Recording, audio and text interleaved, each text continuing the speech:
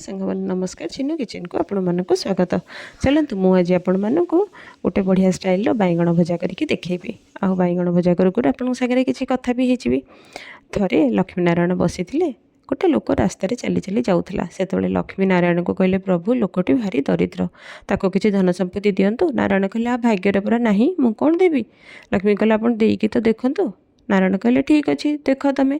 ତ ନାରାୟଣ କ'ଣ କଲେ, କିଛି ଦୂରରେ ଗୋଟେ ବଡ଼ ସୁନା ମୁଣ୍ଡା ତା ପାଇଁ ରଖିଦେଲେ।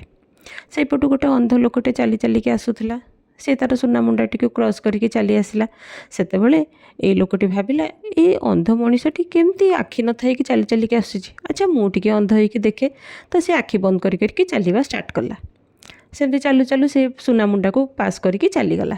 ସେତେବେଳେ ନାରାୟଣ ହସିକି ଲକ୍ଷ୍ମୀଙ୍କୁ କହିଲେ, କ'ଣ ଦେଖିଲ ତ, ତା ଭାଗ୍ୟରେ ତ ନାହିଁ। ମୁଁ ସୁନା ମୁଣ୍ଡା ରଖିଥିଲି, ସେ କେଉଁଠୁ ପାଇବ? କ'ଣ ସାଙ୍ଗମାନେ, କଥାଟା କେମିତି ଲାଗିଲା? ମଜା ଲାଗିଲା ନା? ଦେଖନ୍ତୁ, ଆପଣଙ୍କ ସାଙ୍ଗରେ କଥା ହଉ ହଉ ମୋର ବାଇଗଣ ଭଜା କମ୍ପ୍ଲିଟ୍। ଆପଣମାନେ ଖାଆନ୍ତୁ ଆଉ ସମସ୍ତଙ୍କୁ ଖୁଆନ୍ତୁ। Thank you. ଜୟ ଜଗନ୍ନାଥ।